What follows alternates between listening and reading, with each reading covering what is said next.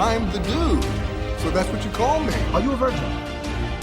Yeah, not since I was 10. Are you there, God? It's me, Margaret. Come on to the coast. We get together, have a few laughs.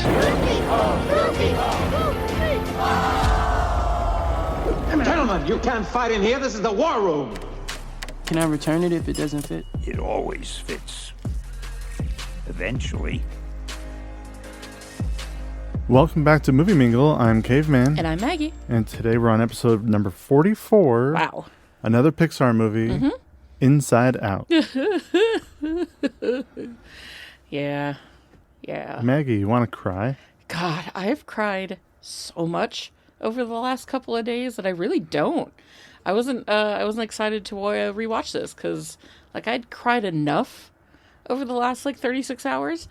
Yeah, I wasn't too thrilled on rewatching this one because I know I'd fucking bawl. But shockingly, I did not cry as hard as I thought I was going to. No, I definitely cried harder at Interstellar. So, but maybe that is what broke me. You did cry a lot more for Interstellar. There were no tears left. The umpteenth time you've seen it now? Fourth. All right, fourth, whatever. We went and saw Interstellar on the IMAX screen. And because we bought our tickets way too late, we were the middle of the second row. So yeah, second row back in an IMAX theater. Yeah, all we saw was screen. Yeah. And which there were some moments where just this is so cool. It's just the entire my whole field of vision is all movie. There were moments where I had to go to the bathroom, and while I was in the bathroom, I had to be I'm on Earth. I'm okay. I'm not there. It's not real. Because it fucking took over my senses. I could feel the tremble of that movie in my chest. It was incredible. And seeing it for the first time on the big screen. Yeah, your first time in the theater. Yes. And getting to see it on IMAX. Whew, it was fucking amazing. And I bawled my goddamn face off. So for Inside Out, it was more I cried, but it wasn't as bad. Thankfully. I mean, it's always the ending that gets you. It's always the fucking ending. Of course, we all know the story of Inside Out. It portrays the emotions inside a tween's head, a tween girl's head, as she, faces the challenges of moving across country. And it's a fucking tearjerker. It's not a kid's movie. I mean, it's maybe a teen and up movie. Yeah, but this isn't a movie for your 5-year-old. No, our kids were not ever interested in this one. We took them to see it in the theater, though. Yeah, but they weren't. Yeah, they didn't get when it. we got it on Blu-ray, they weren't excited to rewatch it with us. Do we have it on Blu-ray? We do. Oh, of course we do. It's us. We did eventually stop buying every Pixar movie that came out, but Inside Out was still part of the collection. Well, yeah, it was part of the IMAX-assance. Yes. Eventually, they kind of IMAX-assance? I'm sorry, the Pixar-assance. I was about to say, I read on IMDb that this movie they had thought about putting this movie in IMAX and then decided against it. No, but this was one of those movies during Pixar's golden age of Pixar. Absolutely is. And it's just so fucking good. All these movies are on this list for a reason, but this one in particular. Now, we haven't seen Inside Out 2 yet. I hear it's incredibly emotional. I almost considered watching it yesterday. Super glad I didn't. Inside Out was directed by Pete Docter. Of course it was. Of course it was, and that's probably, he's responsible for the golden age of Pixar. Him and Laster? No, Ulrich. Oh, yeah. I can't think of his first name right now. You got his last name. Larry? Sure, we'll say Larry, but it's not. I have to look in my vast notes, but they're too vast. Pete Docter directed Up, which is why we've talked about him before when we did Up. He also directed Monsters, Inc., which we have that episode coming out this February. Yeah, I'm excited to rewatch it. It's been a while since I've seen Monsters, Inc., but it's also up there with a lot of these great Pixar films that came out during this time. Mid-teens, early teens. Yeah, their long line of bangers. And he also directed Soul. He wrote Inside Out, and he, of course, we've talked about this before, he wrote the original story to Toy Story and Monsters, Inc., WALL-E, Up, and soul. Mm-hmm. Another writer of Inside Out was Ronnie Del Carmen, who wrote the comic book story Holiday Nights in the 90s, which was the basis for Season 1, Episode 1 of the continuation of the Batman animated series, when they renamed it The New Batman Adventures. So its first episode subject matter was taken from a comic book written by the same guy who also wrote Inside Out. Fascinating. So that's why you were looking up stuff on Batman. I'm always trying to make some excuse to look up stuff about Batman. Batman is the best. He was also one of the writers for the Pixar short Doug's Special Mission. And then you got Meg LaFauve. Shut up, Meg. She who was one of the 8 writers for Captain Marvel. Oh, dang. Yeah. She also wrote The Good Dinosaur, and she's the only writer from Inside. She's the only creative, as far as writers and directors go, from the original Inside Out, who went on to do Inside Out 2. Interesting. Pete Docter had nothing to do with Inside Out 2? Pete Docter had nothing to do with Inside Out 2. Huh. But she did, and she worked on The Good Dinosaur with a couple other people. Kelsey Mann was one of them. So her and Kelsey Mann are responsible for the writing of Inside Out 2. Oh, okay. Kelsey Mann also directed Inside Out 2. All right. So The Good Dinosaur is not the best Pixar movie on this it's planet. not the best, but it's not the certainly worst. It's not cute. terrible. I don't remember much about it. I remember but it being was very cute. cute and then, a little sad at the end, like most Pixar movies. Yeah. And then, like always, we are always bowing at the feet of His Majesty. Oh, my God. Our King, our Lord and Savior. Always The coming most up best. with the best original music. Fucking genius man that is. Michael Giacchino. Motherfucking the GOAT. God, we love him. We should try to get him on this podcast. I imagine he probably has some sort of appearance fee that we cannot pay. But we would just be like, hey man, we're just gonna fucking lavish love on you for an hour. You wanna come be a part of that? We would have to come up with some Hot Ones level questions. Yeah, we really would. Instead of us just sitting there just staring at him being like, hi, we love you. You're amazing. Tell us how you make the music, please. Yeah. I think we'd scare him off. Michael Giacchino, we love you so fucking much. We love you so fucking much, and we have for so long. Please just know that. God, do we love you.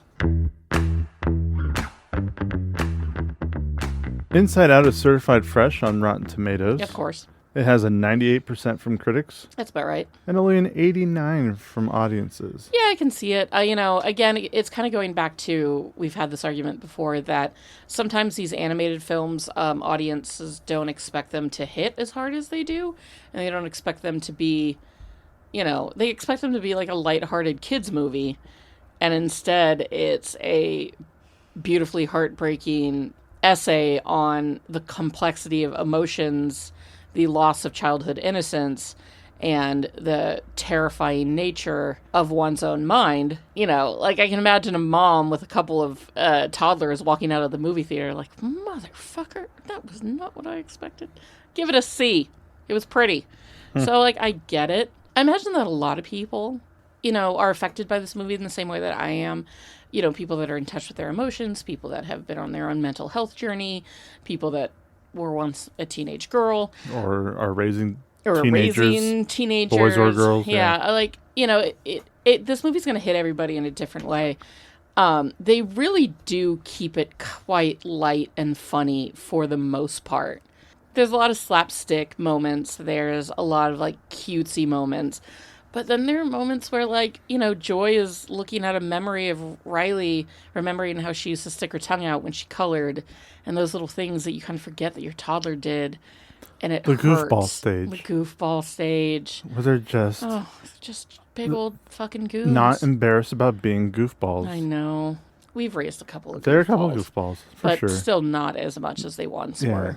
But the older you get, the less of a goofball you are, and you lose that. That's part of your childhood innocence. Not me. I still contend that I'm pretty goofy. I'm a big old goofball, but that has not helped me in my adult life by any stretch of the imagination. They want you to mature up for some reason. It's so sounds dumb. So stupid. Lame. The movie was made for $175 million. Yeah. which is lower than some of the ones we've been talking about when it comes to animation. They've been more towards, especially with Pixar, in the $200+ million range. This movie is a lot, but this movie is a lot. Like, I mean, all those different memory orbs. It's not like it's a simple setting. That's absolutely not simple. Very beautiful. Not a lot of time spent in the real world. Mm-mm. Riley's head world is very creative. That's one thing that I love about Pixar is they are so creative, imaginative, and to show you a visual representation of what's going on inside of a teenager's head. Yeah. It's really neat. And the fact that all her core memories and interests get wiped out and she just becomes this closed off, silent, depressed shell of a child because she has no interest. She has nothing that's giving her joy. Yeah. And also no sadness at the same time. You're just kind of empty, and that is one of the worst feelings in the world, is that level of sadness where, like, you don't even feel sad. You just feel nothing.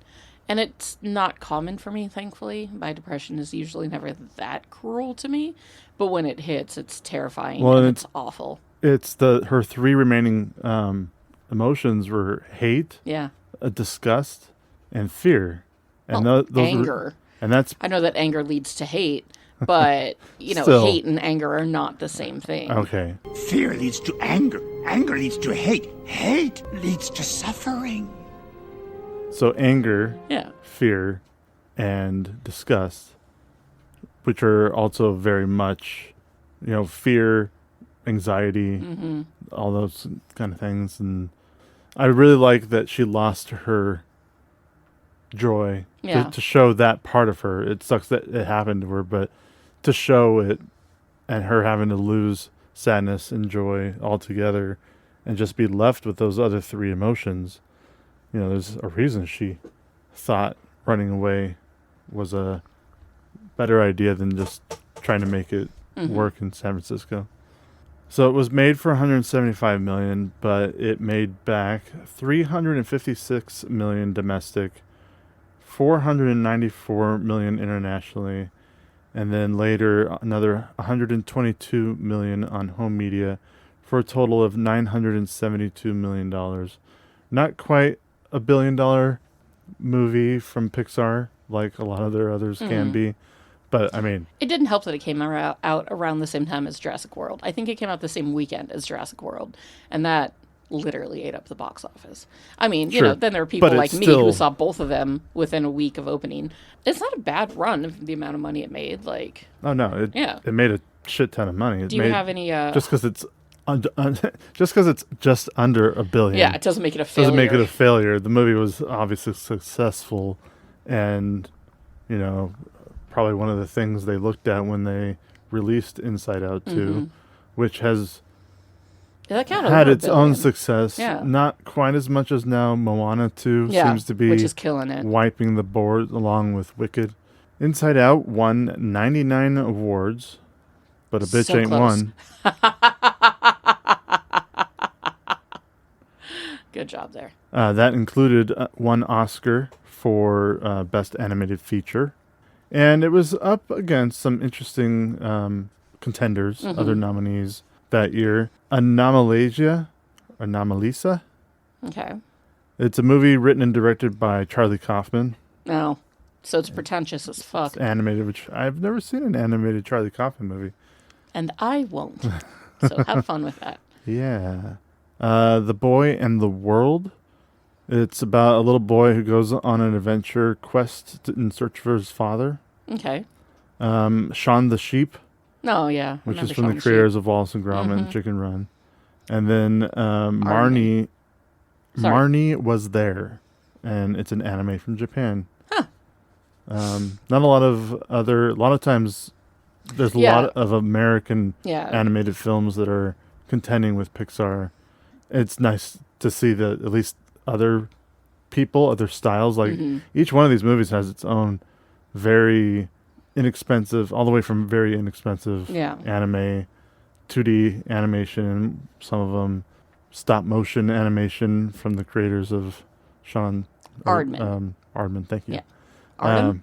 Ardman. Yeah. Ard. How did Michael Giacchino not win for best score? What won for best score? Because It's a good question. it's got to be something that's out of the fucking park. And the fact that he wasn't even nominated. I'm sorry. Once more. And again, with feeling. Me. Thank you. Original score went to Hateful Eight. Was the winner. Okay. And what else was nominated? Bridge of Spies, which was that Tom Hanks movie. Yeah. Carol, Uh-huh. which Lesbian okay. Kate Blanchett movie. Sicario, which is a great movie, but I don't remember the music. And Star Wars: The Force Awakens. Which won because it was the best of the three It's John Williams very- soundtracks. It's Of the Force Awakens soundtracks. is very other Star Wars movies. They all I are would very barely other call it stories. original. Yeah, but have you listened to the soundtrack? It slaps. You get Ray's Yes, theme. I've listened. I own the soundtrack I know on you vinyl. do, but you get Ray's theme, you get Poe's theme, which we And rarely those hear. new themes are great. Yeah. But I think they're talking about the beginning to end score. And it's a good score. And it's a good score. But how is Michael Giacchino not on that fucking list? I don't know. Like I said, I don't remember the music at all from Bridge of Spies. I did watch that movie. Sicario I watched. Don't remember the music. Carol I didn't see, so of course How's the music in Hateful Eight? Hateful Eight, I do remember the music, but it was very... I remember it being kind of repetitive. So, yeah, the fact that he's not on here with his scores I shall say one last time. interesting. Sorry, Michael. You're in our heart. You win every Oscar. Even, Best Supporting Actress. It always goes to you. Inside Out was also nominated for Best Original Screenplay. Mm-hmm. It did not win. No. It went to Spotlight. It was that movie about the Catholic Church scandal with Mark Jesus Ruffalo and Michael Christ. Keaton. Spotlight also won Best Film of the Year that year. Yeah, I mean, who doesn't love a fun movie about Catholic Church problems? Bridge of Spies was also nominated for Original Screenplay. Ex Machina, which is cool. Sweet baby. And then Straight Outta Compton. Well, okay. Love how an animated, really cute animated film can wiggle its way into something like Straight Outta Compton, Ex Machina, Yeah. Bridge of Spies, it's and not- Spotlight. it's not just a it's the cute subject, little but it's the movie. subject matter Yeah, of all the those other specific films, yeah. live action movies. And then you have a Pixar film. I know it's not a cute little movie, but it's still a Pixar film versus these super serious, dramatic bummers.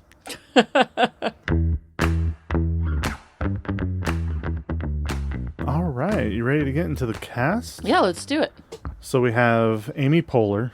Who, I mean, is absolutely the personification of joy in every possible way. I love her so much. Especially in Parks and Rec. Oh, yeah. I mean, her character, she's just such an amazingly fun actress.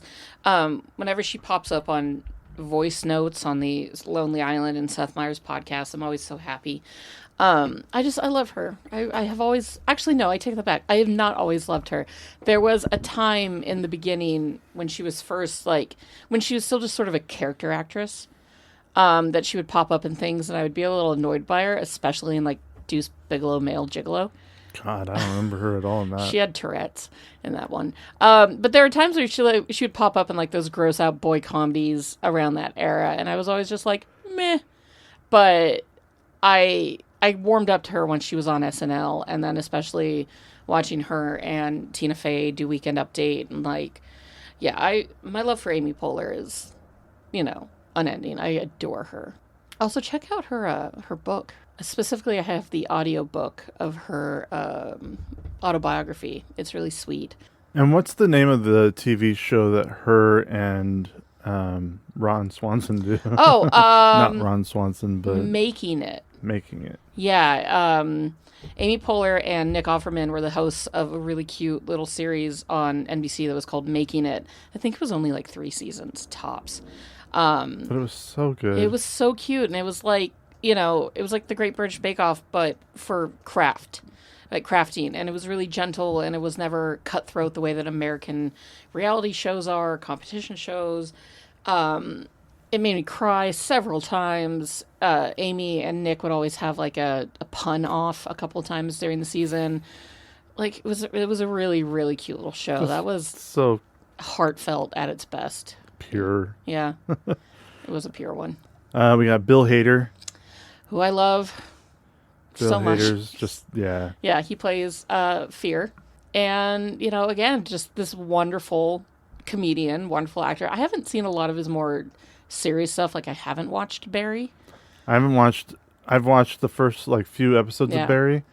And but I've heard such good things about it. The only thing I hear, I mean, IMDb has it at an 8.3, which is fantastic for a TV show. Yeah, it is. Especially a modern TV show. Yeah, everybody loved that show. But for me, he'll always be Stefan.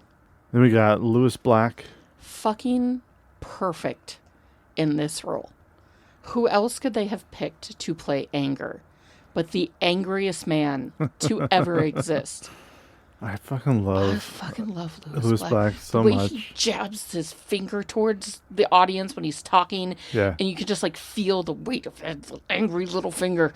Angry finger that's just pointing at you and being so angry about everything. I mean, he cracks he's my perfection. shit up so much. He's perfection. He's great in this. He's great in this. He's got some amazing, I think, HBO specials. Yeah, some comedy specials out there that are just pure gold. But he also is in a movie called Accepted. Yeah, Accepted's such a fun and stupid, with like Justin Long, Jonah Hill, Blake Lively. It's so dumb. It's so dumb, it but holds it's a special place in our heart for some reason. It's a hilarious, dumb comedy, and Lewis Black is in it, and I love his character. Then we got Mindy Kaling, as most people know her from The Office. Mm-hmm. And what was that sitcom of hers? The Mindy Project. The Mindy Project. That was it. Yeah. That was a cute show up until a point. I think that when it comes to Mindy, I definitely didn't watch every episode of that, but I would watch it while you were watching it and be like, "Oh, this is cute." The thing about Mindy Kaling was it's got a 7.5 on IMDb, which is also not bad. And the first 2 seasons were really good, and then she got together with the main guy after a long time of the Will They Weren't They, and then the show kind of tanked, and there was lots of like, you know, they broke up, they got back together, there was a kid involved, it was all sorts of like, I don't know, it was really after a while, it was the rest of the cast of that show that I enjoyed watching, and then I finally gave up on it. I didn't even bother with the last season. I've found that the will they, won't they is like the whole reason people tune in, and once they do, they have no reason to watch anymore. Yeah. Well, yeah, and so you either you got to end keep the characters happy and together and then just focus on other stories, or you constantly are like splitting them up and bringing them back together and causing problems, and that's so unnecessary. The way that they did it on Brooklyn Nine-Nine was the best. Once Amy and Jake got together, there was rarely ever episodes about their relationship. There were never moments. But they also didn't spend like 8 seasons of them not together. No, they didn't. When they got to in the 4th season, it was pretty early. Yeah. But like there was never moments where they're like, oh, we're going to split these two up for fun. I mean, there were parts where they were away from each other for long stretches, but their relationship stayed solid throughout. There was never like, oh, he looked at a girl and now I'm jealous, or bullshit like that lesser shows wedge into their will they, won't they characters. Mindy Project. I've gotten to the point where I'm kind of over her. She was out there too much. She was saying too many things on Twitter. She always has an opinion. That Velma show looked stupid as fuck. I don't mind Mindy Kaling in small doses. Yeah. But anymore, I'm just very much, I'm like, meh, when it comes to her. I'm not excited to see her connected to a project. Let's just put it that way. I'm like, oh, and she's there too. Okay. We got Phyllis Smith, who plays Sadness, who people also know from The Office. Yeah. She was a casting director for a really long time. She's amazing in The Office. Mm-hmm. I don't watch her. Phyllis is one of the best characters. I don't watch a lot of her stuff, whatever she did after The Office. Yeah. She hasn't done much. I think she kind of like... I know she's been in things, and occasionally she pops up, or I hear her voice. She's got a very specific voice. That droll sort of like, oh, woe is me. But if The Office... I mean, The Office is... I love The Office. Hopefully she just like made her money and now she's just enjoying her life. But right. She is spectacular in this role. Yeah, Sadness is a great... Yeah. Her voice is great for Sadness. Richard Kind plays Bing Bong. Love Richard Kind. I love Richard Kind. Again, never unhappy to see Richard Kind in anything. Whether it's his face, it's his voice, he appears, and like I instantly know that it's going to be funnier, no matter what we're His watching. character in Big Mouth. Oh my god, like it's just him in general. But yeah, no, he plays the dad in Big Mouth. He plays Andrew's dad, and he's obsessed with scallops, even though they give him the runs, and I love him. Richard Kind is one of those great, like, comedians, you know? He's been in everything forever. He's a national treasure, and I love the man. I first knew Richard Kind from Spin City with Michael J. Fox. Spin City was a great show. Spin City was a great show. That was another show that if I saw it streaming on something, which it could be, I just haven't actively looked for it. That was a Chuck Lorre thing, wasn't it? Sorry, I didn't mean to make you have to look that up. I find that most Chuck Lorre sitcoms have not aged well, including the more recent ones.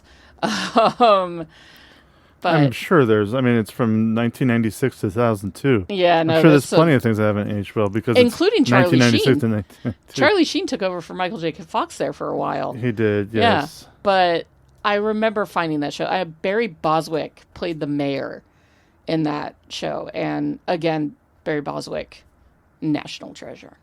I don't see Chuck Lorre. I think the main producer is Bill Lawrence. Bill Lawrence! Oh my God! No, you're right. You're right. That was pre-Scrubs Bill Lawrence. Yeah. I'm so sorry so about that. So it's probably not as bad No. as... I mean, it probably hasn't aged well because it's still early 90s or late 90s to early 2000s. Yeah. But... And Charlie Sheen's in it. Coming from the guy who later does Ted Lasso and Scrubs, which is, one of my top 3 favorite sitcoms I'm not of all time. expecting it to be like so... Top 2. Like, oh, I can't believe Top he 3. said that word that I knew when I was a teenager, and now I'm in my Definitely 40s and older and wiser, and I would never think of going back in time and judging it based off of the time it came out. As you were rambling on about that, I don't know if you heard me wondering about what my top 3 favorite sitcoms are of all time. All time? Yes, but they definitely are Frasier, Parks and Rec, and Scrubs. Or maybe even Frasier, Scrubs, Parks and Rec. Or 30 Rock being there. It's definitely Frasier and then Scrubs in terms of favorite sitcoms of all time, because Frasier is perfect from beginning to end, and Scrubs is almost perfect from beginning to end. So, including the end that nobody likes, but I actually don't mind. I don't like that weird little half season of not Scrubs. Anyways. Diane Lane plays the mom. Forever babe. And Diane Kyle Lane. MacLachlan plays the dad. Pixar, which I didn't know. I knew that the dad was played by either Kyle MacLachlan or the Dermot Mulroney, Dermot McDillon, centrifuge there. Dermot Mulroney. Yes. Diane Lane is, honest to God, forever one of the most beautiful women to ever live. Like, just mega gaga babe from the beginning till the end. Obsessed, in love, kind of want to watch Under the Tuscan Sun just because it's been a hot minute. Talk about a sappy rom-com night. I watched Sense and Sensibility last night and cried my face off. I need a couple more good sappy rom-coms in my life. Pixar dads are so fucking hot. What is it about Pixar dads? Like, this dad is slightly disheveled. He's got a 5 o'clock shadow. He's got that big bushy mustache. And I would hit him like a train. Like a train, Caveman. He is so hot. The dad from, what was that Italian fish one? Luigi or whatever it was. Yeah, we all know what I'm talking about. Luigi. Super hot, right? Like, Pixar dads are mega babes. And I appreciate that deeply. And the moms all kind of have the same body shape, but, MILFs nonetheless. So I was looking at Inside Out 2 real briefly because we've pretty much gotten through our main chunk of the cast. Yeah. And we can cover some other ones in a bit, but I just wanted to know if there were any major differences between... I know Bill Hader's not in it. Bill Hader's not in it, and neither is Mindy Kaling. Oh, yeah. Liza Lapira is now discussed. Okay. She is known for being in Fast and Furious, which is like number 3 or 10. I can't remember. It's one of them. And then Tony Hale from... Oh, yeah. Buster Bluth. Buster Bluth from... I'm a monster! Arrested Development. Yeah. Is now Fear. Louis Black came back. Phyllis Smith came back. And Amy Poehler. Maya Hawke is now Anxiety. Yeah. Which I do like Maya Hawke. And Kensington Tallman. Ooh. Who I believe was not the original Riley. No, it was not. They did age her up a little bit. Mm-hmm. One of the reasons why I haven't wanted to see Inside Out 2, there were two specific reasons. One is that I saw a bunch of tweets and threads and whatnot about how, like, you know, nobody wanted to ugly cry that hard in public. And I was like, oh, fuck, if other people are crying that hard in public, I'm going to be a goddamn wreck. I mean, that's something that you want to stay home and do, right? When you've got plentiful tissues and somebody turning and staring at you from their seat in front of you because you're sobbing so hard you can't speak, which has happened to me in theaters. I've had people stare and gawk at how hard I've cried. So that's definitely an at-home cry. And secondly, as a person with deeply rooted anxiety, in fact, I'm pretty sure anxiety is what rules the council of my brain. I don't think I could handle the panic attack scene because apparently it's very real. And I just, you know, I had a panic attack not too long ago. It wasn't great. And acknowledging that anxiety runs my head, I just couldn't do it. So, like, I will watch it eventually. I just know I'm going to have to be in a specific mood, and I don't know what that mood is. It's not a happy mood. It would be terrible if it was a sad mood.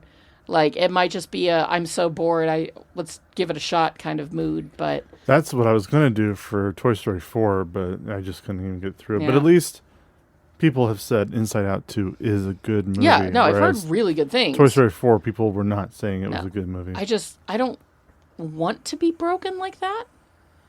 Because I have been, like, I've been crying a lot lately. Like, a fucking ton. This December, I mean, since Thanksgiving, I've been just fucking sob city. And I'm, you know, some days you just don't want to. Like, it's the biggest things, it's the smallest things. It's because Alan Rickman is so fucking perfect in sense of sensibility.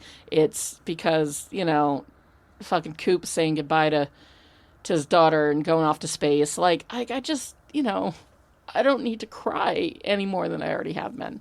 You know, fuck, watching the last Eras tour, it was a blubbering mess. I cried so hard that one of our kids got up and checked on me because he heard his mom sobbing from across the apartment. Who are the characters Forgetter Paula and Forgetter Bobby? They are, you know, okay, so you know the little brain people that are like... The people with the vacuum yes. sucking up thoughts or old memories? Yeah, they're sucking up the memories. Like, you know, like, piano lessons. She took 4 years, just saved chopsticks. And the other one. The Heart and Soul. Yeah, Heart and Soul. They're the ones that brought up I had to hum the first note to remember what it was. They're the ones that kept bringing up that the commercial. Gum commercial. Yeah, good that's them. Okay. So Paula Poundstone plays Forgetter Paula. Yes. And Bobby Moynihan plays Forgetter Bobby. Yes. Okay. And then Paula Pell. Who I recently discovered through that... Was it... Girls Five Eva? No. Well, yes. She came back in my life because of that. But before that, she was the principal's assistant or something. Oh, yeah. In AP Bio. AP Bio.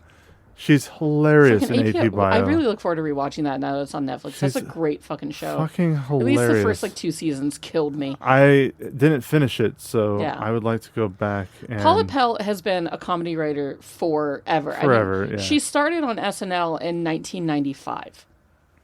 From 1995 to 2023, she wrote on SNL.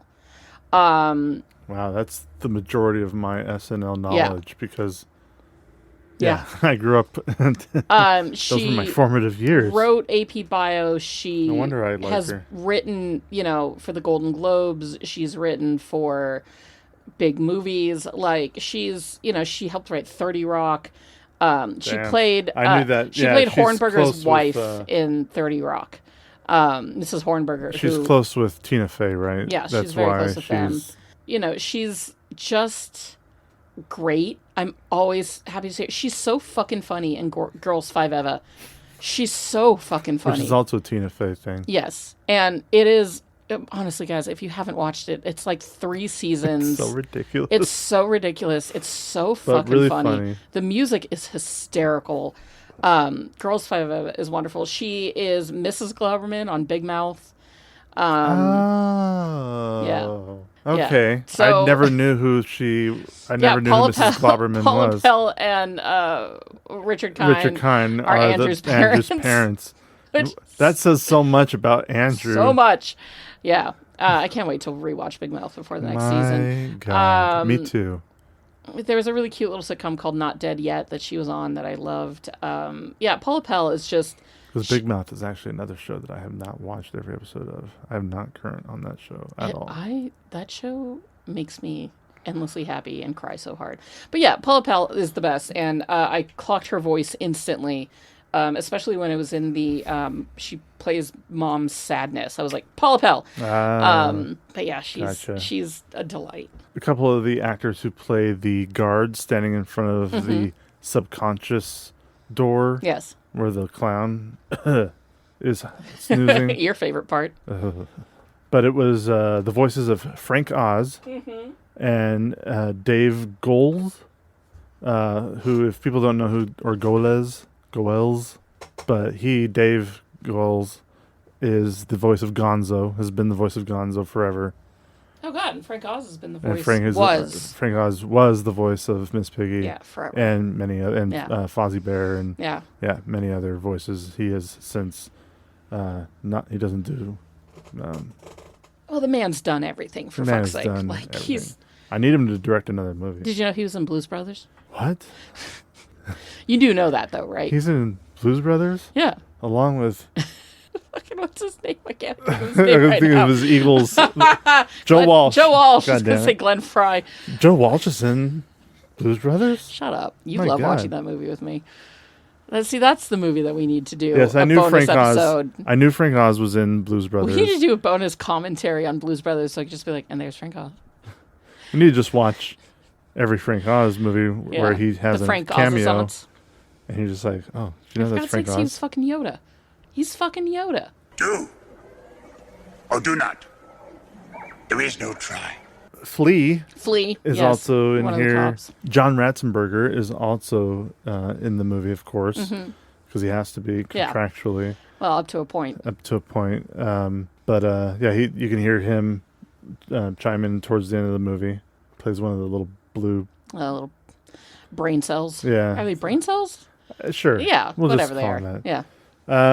And Carlos Alazraqui, which I can never pronounce his name, but he's the actor from Reno 911, and he's done 1,000 things and too. Writer, producer, actor, actors and character actors that we've known forever, and now they all came together to make this great film, touchy-feely movie that I feel even more the older I get as a parent, the more I'm feeling this. Like this movie, when this movie came out in 2015, my daughter was probably not quite 5 yet. Oh, God. And my son was not quite 3 yet. Oh, God. Wait. Oh, God. Why did I think they were older? They weren't. They weren't. Oh, God. They were babies. Oh. And we watched this movie with one idea of what being a parent of a teenager like Riley was going to be like. Yeah. And then we watch it again. With an actual teenagers. Yeah. And it... Oh, God. And... Especially because, our son is so sweet and sensitive. He's got big emotions. He's got the biggest emotions. He very much takes after his mother that way. And our eldest is also, quiet and chill, much like their father, and subdued, but, still has big emotions. And when you try to combat your own child's sadness, it's one of the hardest things to do in the world. Trying to combat my children's depression, which I know lives in their head because of me, because I gave it to them. Like it's fucking genetic. Seeing their anxiety and their depression and knowing that that was my fault and a little bit yours, but mostly mine. It's so hard and it hurts so much as a parent because you want them to understand that they're going to be okay. But when you try to tell a 12-year-old that life, doesn't need to be as scary as they're making it for themselves and that it does get easier and it does get better, it can be so hard because for them, the world is so small that every emotion is so much bigger. It's so draining to try to keep your children uplifted while you yourself are wallowing in your own self, despair. And I'm endlessly thankful to my therapist for helping me learn the tools that I can pass on to them because, I don't know where I'd be without therapy personally, but I just, it's so hard being a parent to emotional kids. And we've got a couple of very emotional little goons. I mean, I remember when our eldest would cry at cartoons, like watching Sheriff Callie and crying because the horse was sad. And then here's my sweet toddler just sobbing in my lap because this cartoon horse is sad. And me being like, I'm sorry, it's okay.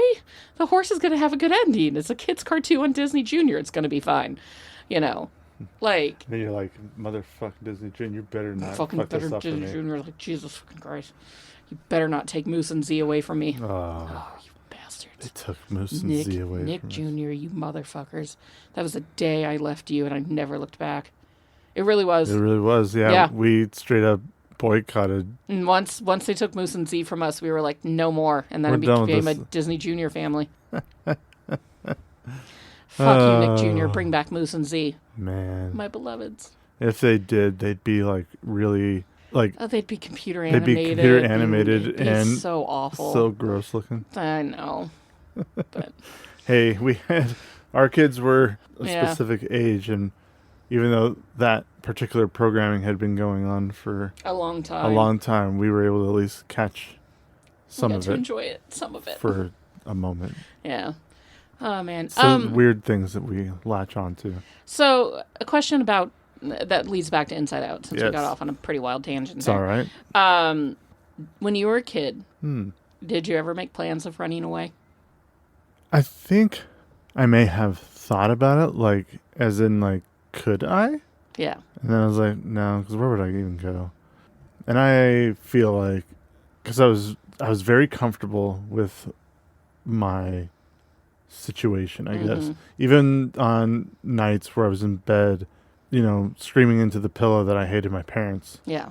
I knew that there was nowhere else to go because I had it. Like, when you really step back and look at it, Yeah. I had it really. Yeah, but really as a good. kid, you don't. As a kid and in the moment, yeah, you're just angry and you don't want to look at their faces anymore or hear them talk to you. Mm-hmm. And I probably had thought about it, but never planned anything. Yeah, I probably just went as far as like, I wonder if I could. No, because where would I go? It was essentially how it went. And then I did, however, sneak out of my house many a time. And I snuck in a few times, too. Just crawling out my bedroom window. Did I ever climb in and out of your bedroom window? Yeah. Yeah, I did. Yeah. There was one time I remember sneaking out my bedroom window, pushing my brother and I pushing. The screen off? No, we pushed the car out of the driveway because it was a 1964 Ford Fairlane with a very loud V8 in it, and we had to push it out of the driveway and then push it down the road. You would have had to push that pretty far down the We road. started it. We started it at the stop sign just down the road, which is like five houses. Yeah, it was four or five houses It's a better down part to of that your stop block. sign. Yeah. Yeah, because loud. So Yeah. we'd start it down there, and then go off to my friend's house who lived, in the next town, and drink and do whatever, and then drive back before my parents woke up. Yeah. I definitely made plans to run away to the point where I had a backpack packed and took the screen off my window in preparation. And then literally like I was preparing the night before, and then like I, chickened out.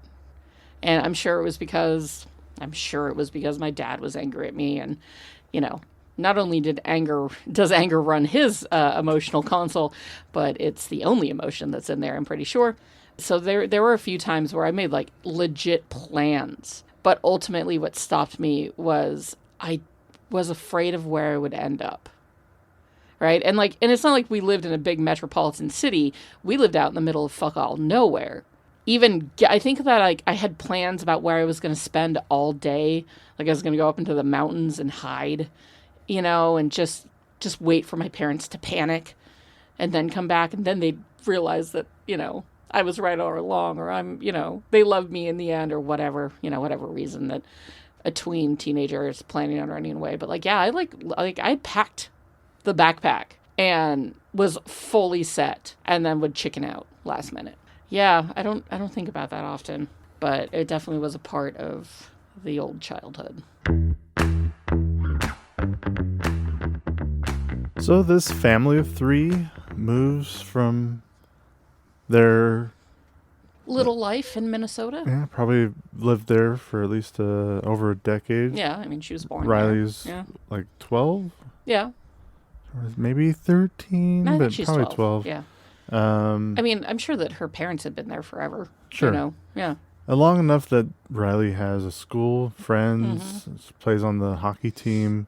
Hockey is like her main interest, her outlet, her friends are also on the hockey team, so it makes sense that she was very attached to it, which I couldn't imagine. I can. I know you can, and I grew up in one home. Yeah, you did. And when I moved out, I moved out of that same home. It wasn't until you and I got married and we moved from apartment to apartment for a while within our little desert area where we grew up. Kids were born. Grew up in, which is, we are so happy we moved out. So happy. But our kids have also been lucky enough to at least... Up to this point, they've spent a good chunk of their lives in one place. The friends that they had in elementary school came with them to middle school for the most part. Yeah. They know each time they switch schools... They get new friends. They get new friends, but they know old friends. But, of course, whether you were a military kid or parents just looking for work, however, people's lives turn out where they end up moving a lot or being in the middle of any kid, I feel like, it's especially in the middle of a school year. Yeah. And it's just taken out. When my parents moved, we always moved during the summer. But you still form relationships. Oh yeah, no, I mean, I moved between 2nd and 3rd grade. I moved, down country, across country. I don't know how you want to put it, but I, moved several states away, and then after 8th grade, before 9th, I moved up country, and then back, and then back, and then back, and then back, and then back, and here we are again. But it is hard on a kid, especially I moved from halfway through my freshman year. I moved states again, going back to California, and it was nice because I was going back to friends, but I was still leaving friends that I had made, at my first high school. And it is hard. It's very hard to, move to a new area. It's terrifying, even as adults. It wasn't the easiest thing for us to pack up our whole family and move states away from our group of people that loved us and cared for us and took care of us, up to another state where we had basically no one. And the people that we did have wouldn't even drive the 20 minutes to come up and see us because it was too far. But, it's not the easiest thing in the world for a child. It's big change. And I'm glad that we are, at least at the moment, we have no plans on, upending our children's lives and moving them anywhere else, because I think that where they are is the best place for them, which is why you and I will strive to stay here for as long as they need to.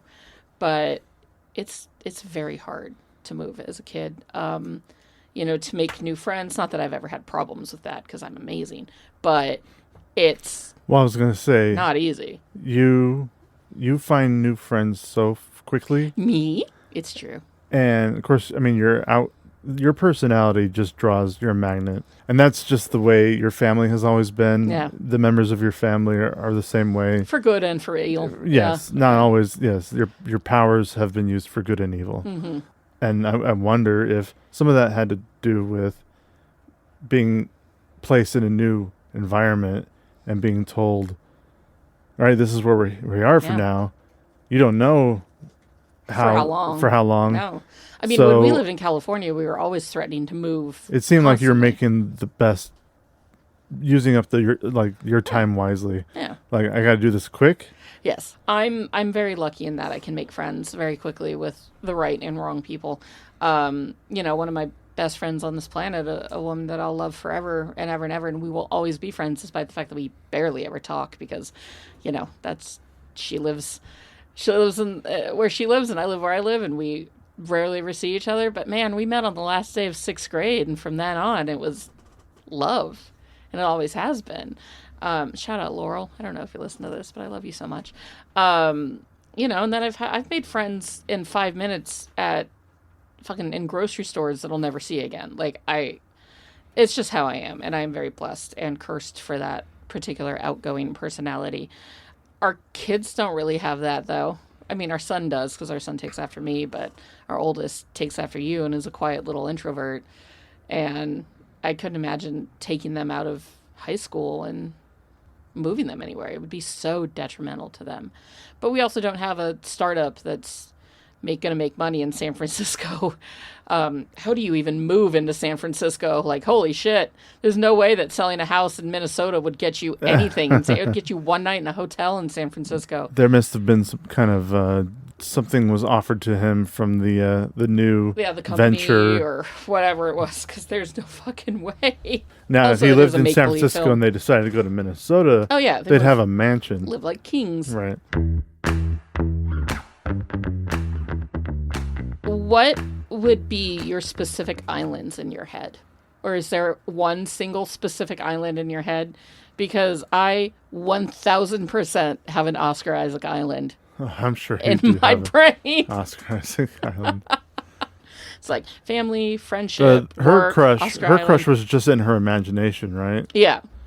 You'd have a specific island, a core memory, or something that would be constantly drawing you to. That core memory would be the first time Poe Dameron bites his lip when he sees Finn wearing this jacket. That's a core fucking memory for me right there. Anyway. Family, friends, work, Oscar Isaac, movies, Batman. I hope work wouldn't be an island. Unfortunately for me, I'd take work on too much into my own particular. I've been told, and I quote, "We know how emotionally invested you are in your job." And that's when I went, I should stop doing that. Wait a minute. If other people are aware, it's time to stop. Definitely an Oscar Isaac Island. But I feel like Oscar Island has some smaller subset islands that are like Sebastian Stan Island and Monica Bellucci Island and like fucking Seth Meyers Island and like Willem Dafoe Island. Definitely got a small little Willem Dafoe Island. How about just Handsome Actors Island? Yeah, but I mean, Oscar Isaac is more than just a handsome actor. Okay, so yeah, there's the Oscar Isaac Island, and then there's Celebrity Crush Island. Taylor Swift Island has definitely been growing in my brain since April. You've got a Batman Island, and you know it. Yeah, well, I was seeing, that's the thing.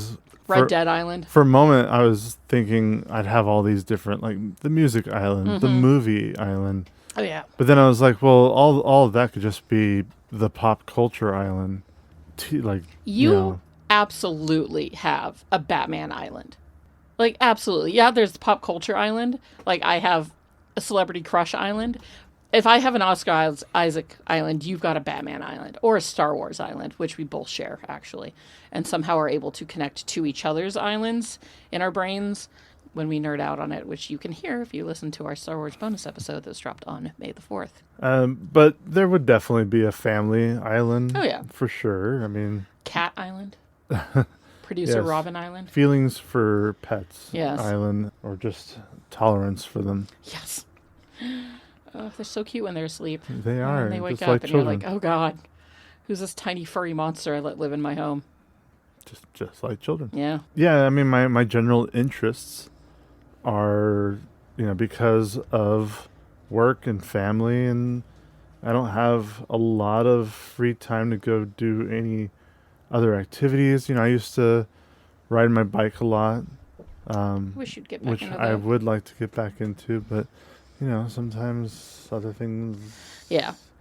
just take priority day in, day out. And You're kind of an obsessive person in the way that, like, you discover a hobby and you throw yourself so fully into that hobby that you don't do anything else. And then inevitably that hobby dries up and the want to do it goes away.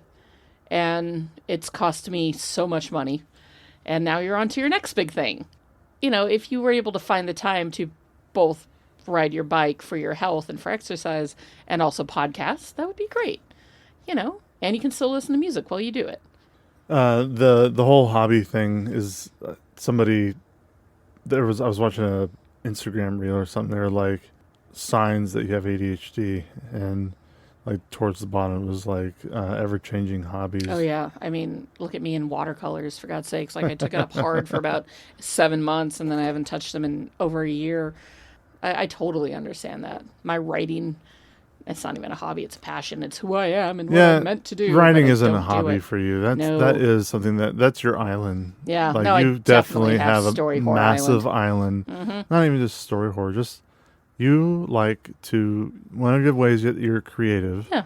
For yourself, and ways that you can get emotions, thoughts, whatever you need to get it out of your... And to disassociate when I'm doing something that I don't want to be doing, and I'm just like, what are my characters doing right now? But yeah, writing's a big thing for me. I That's definitely have a writing island. massive for Yeah, you. with a bridge that connects to Oscar Isaac. So Riley is at first trying to make it work. She's working with her parents and being positive.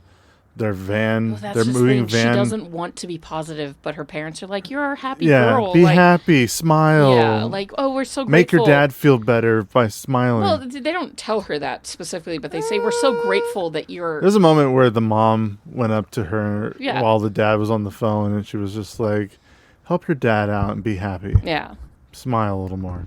And it's just like, ugh. yeah. But the then, I mean- pressure to constantly be happy is really hard. Right. And, it doesn't help that their moving van went to Texas instead of San Francisco. It doesn't help that, there's There's broccoli on pizza. broccoli on pizza. I don't know what Minnesota pizza's like, Well, I mean, but it's got to be better than broccoli Lots pizza. of cheese. Yeah, but you know that Minnesota cheese. pizza is going to be a lot more like properly tasty and unhealthy than like Oh, it's going to be broccoli pizza in gonna fucking taste San Fran. better than that broccoli pizza. Yeah, you know for that that was sure. a gluten-free crust. Ugh. Ugh. Yeah. Her confidence is going down. Mm-hmm. She feels like she's been replaced on her team back in Minnesota. The hockey team that she's trying out for in San Francisco isn't going well because her confidence is Yeah. pretty much gone. All these things adding up to just a really depressed kid who has no Outlet. for outlet. that. Yeah, those and, emotions. And, And she's missing her two core emotions, which are joy and sadness. right. And we do learn throughout this movie that in order to have one, you kind of have to have the other. I mean, it's not always pure joy. It's not always pure sadness. That they are two emotions, like two of the emotions that work. At least for me, they are intertwined in such a way that they're basically just, saddy or, they're happy sad. And I think that's such a beautiful lesson too, that like some of your happiest memories can come from some of the saddest moments, right? Riley remembering, or one of her core memories being that the time her hockey team rallied around her. Thank you, around her, Even though she lost, Yeah. or the team lost because she lost. She lost missed the last shot. But out of that sadness came joy. Joy. And I think that's also such a beautiful message in How this you story. don't have to just be one emotion No. through life. You do Emotions have, are complex. and they definitely run your life. Yeah. And, you have to have some handle on them. It's funny to think that maybe there are actual small little people up inside your brain choosing your emotions and your thoughts for you. it's hard for people to handle their emotions. And that's why you find a lot of people just bury it down deep, and a lot of dads bury them down deep, and their one emotion is anger. And, you rarely get to see anything else. And we all know those people who try way too hard to be happy no matter what the situation is, right? It's not that they're trying to look for the bright side or the silver lining. They're trying to force happiness when the situation does not call for it. They're the people that are so afraid that they can't function. They're people that are ruled by disgust, by nature, or by food, or by other people. Like, all of our emotions control us. And same here. Like, I'm usually happy-go-lucky. And I've had, for the most part, I'd say maybe 85% of the time, I'm happy-go-lucky and everything's great and I'm having the best time. And then when I'm sad, I'll have people be like, well, you can't be sad. You're the happy one. You can't be sad. You can't show your sadness because you have to remain happy for everybody else. And it's like, well, no, that's not fair because I'm a human being and I'm allowed to be sad. But, I've had bosses be like, you're not allowed to be sad. You have to be happy because you're the happy one. And it's like, well, but I'm not all the time. So, it's kind of, it's hard. It's the constant pressure to be happy, the pressure that Riley's parents put on her was interesting. And no wonder she cracked, right? And no wonder Joy cracked, because Joy too had to come to terms with the fact that there can be more than one emotion and that there's nothing wrong with sadness. You just can't let sadness rule the day. But in sadness, there is empathy. In sadness, there is compassion. In sadness, there is understanding. And it's always just more than the one thing. Did you ever have an imaginary friend? Yes. His name is Calvin, and he was basically Calvin from Calvin and Hobbes. Nice. Although, to be fair, I still kind of have imaginary friends because I disassociate so much and live inside of my head with my characters that they're like adult imaginary friends that I'm running around with and talking to. Well, I'm not running around with and talking to them, but I am in my head writing them or coming up with scenes and You can write and create a world where they are doing things, and I can put myself into that. Sure. And by doing so, not being wherever I am. I think disassociating is just adult imaginary friends. What was your imaginary friend like? I didn't really have an imaginary friend in the way where you talk. Oh, well, Georgie wants to go to the pizza place. Yeah, nothing like that. Yeah. However, I had a stuffed animal that my grandmother made. I've talked about it before. It's Barry, the puppet. And I always thought ventriloquism was really cool and neat. And not super creepy and gross? No, not when I was a little kid. Yeah. And I was so into it that I convinced my parents that I wanted to learn how to be a ventriloquist. Another hobby you were obsessed with. Because I would talk to Barry, and Barry would talk back, but I wanted to do it in a way where it was actually where it felt. You wanted to be the next Jeff Dunham without knowing who Jeff Dunham was. I didn't know who Jeff Dunham was. Lucky you. Back in the before times where we all lived our lives without knowing who Jeff Dunham was. If I had actually pursued it, I would have been Jeff Dunham. Oh, God. And I wouldn't have married you because I would have been like, what a fucking loser. This guy is so stupid. Loser. And so my parents got me a cassette tape. It has like basic techniques on how to pronounce certain syllables or letters or sounds without moving your mouth and doing a lot. How is a cassette tape going to help you with that? It's instructional. A guy who is a ventriloquist talks about how to do things. That's more visual medium. You need to see how they're not opening their mouths to talk. He tells you how to place your lips and mouth. Do you remember any of it? The only thing that's carried on, of all of that, there was a lot of tricks on how to pronounce a lot of letters, and I forgot all of them. Mm-hmm. And that used to be one of the things that I could do, where I could pronounce like S's and things where your teeth and tongue and lips need to move to form those sounds. And I knew him. Now I don't.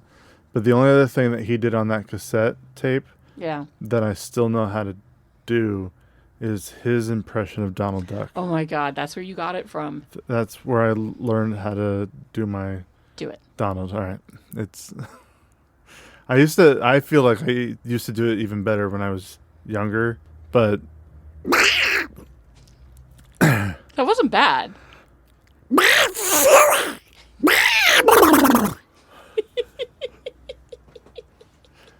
it's so stupid, but It's so much fun though, and I love it. I Because always you've done that for as long as I've known you, and I fucking love it. because I learned it as a little kid, and that's the only one that stuck was. And what's amazing, folks, is he. Oh wow, Donald, settle down. You know Donald drops F-bombs like there's nobody's business. Oh my goodness. Well.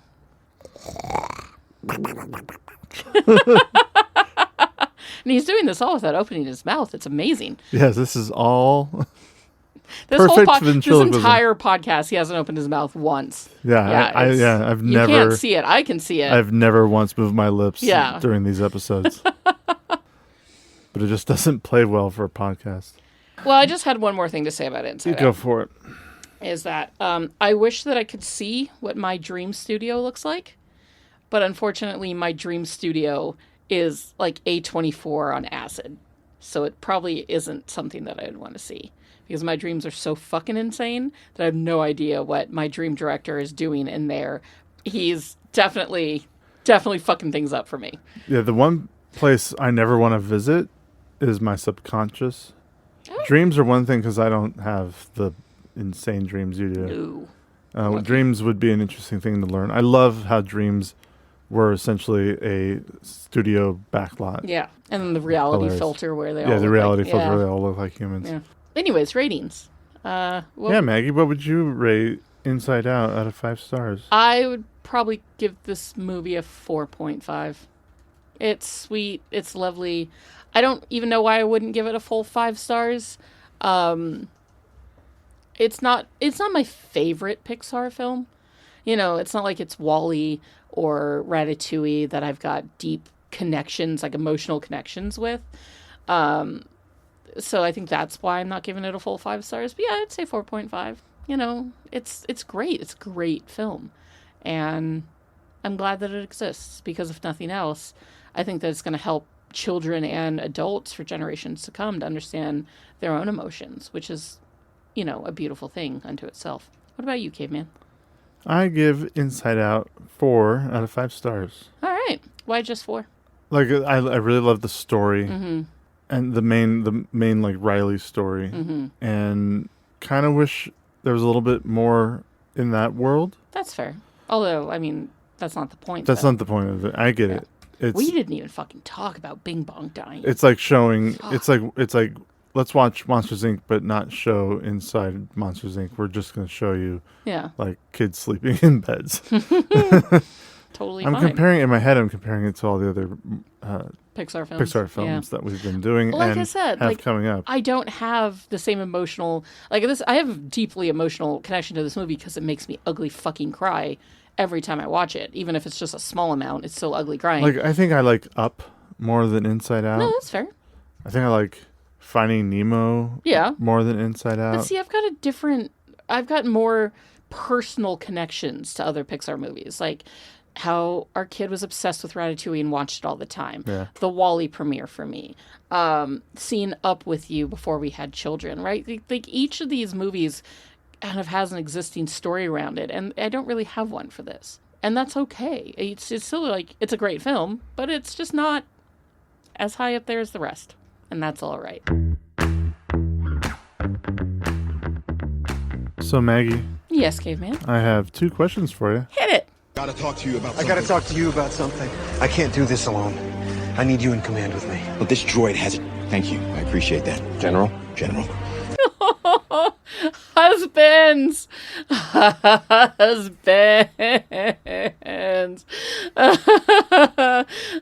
Play it again. I gotta talk to you about something. I can't do this alone. I need you in command with me. Well, this droid has it. Thank you. I appreciate that. General? General. Oh my God, they're so married and I can't stand it.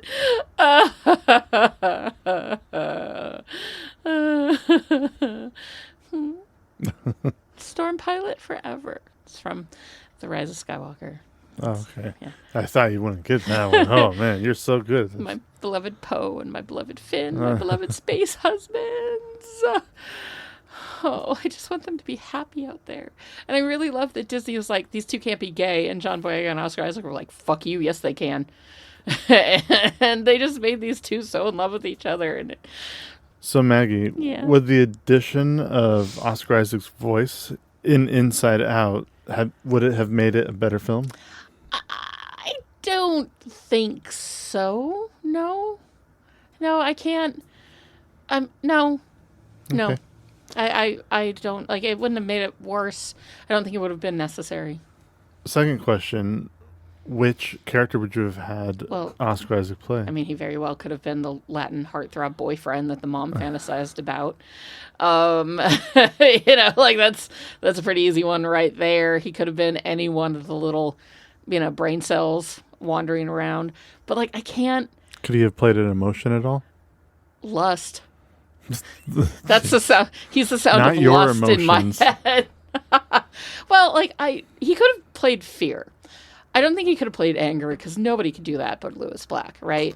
Fear didn't necessarily have to be Bill Hader, but it would have been fine. And I couldn't imagine him as the dad. I couldn't imagine him as, any of the other male characters. So, yeah, like, if we're going to give him a big part, he could have been Fear, easily. All right. He's got a great voice, and he can do fun things with it. And I love him. And I just want to hear that sound clip one more time, please, and thank you.